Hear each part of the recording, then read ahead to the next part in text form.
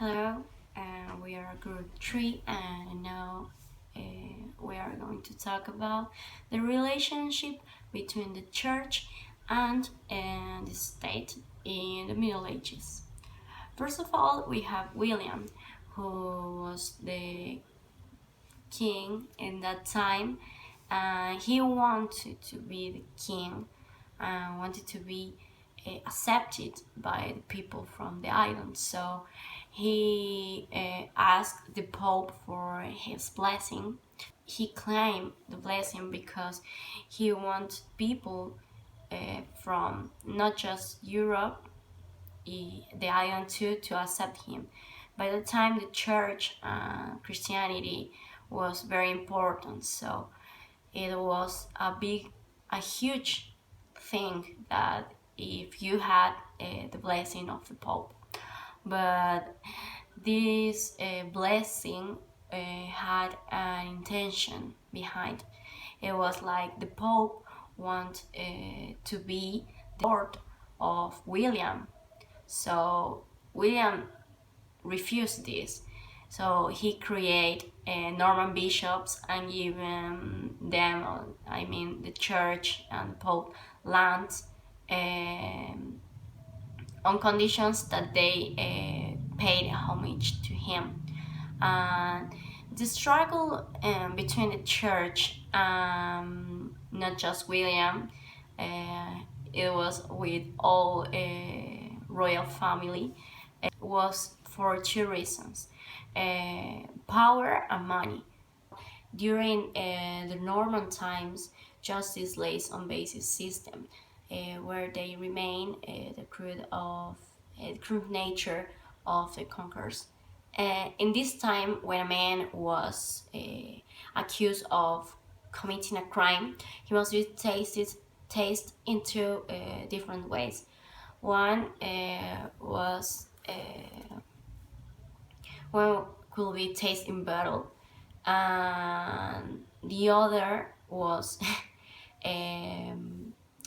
that by the ordeal that was put a hot iron on the man's thumb, and if the burn mark was still there after 3 days, he was guilty because said that God didn't help him.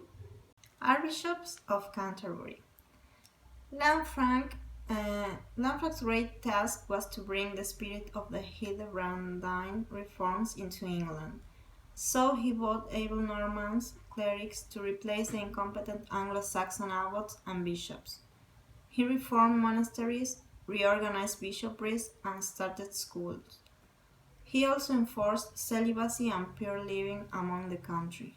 Under his influence, William established separate church courts to deal with cases that concern ecclesiastical affairs, such as wills, marriages, and accusations against clerics. On the other hand, Anselm insisted that William II should return every penny of the money which had been taken from the revenues of Canterbury. He refused to accept from the king the pallium and the badge of the office when it was sent over by the Pope. After William's death, Anselm refused to do homage to William's successor. So Ansel and Henry first, the non-stop quarrel. So the power over the lands, if the Pope had this power, the prince will lose the control and the revenue of a considerable part of his dominions. If the prince held it, the work of the church will suffer, for he might choose unsuitable candidates who had bribed him. He refused to do homage for the lands of the archbishop, and so to receive the sacred symbols from Henry's hands. The benefit of clergy. The benefit of clergy was the privilege given to the church by William I to train in her own land courts all cases relating to wills and marriages, all cases concerning church property, and all cases in which the clerics were concerned. This privilege upset Henry's plans for establishing a uniform system of law throughout the country, for these courts were independent of his authority. Henry II and Becket. The Constitutions of Clarendon.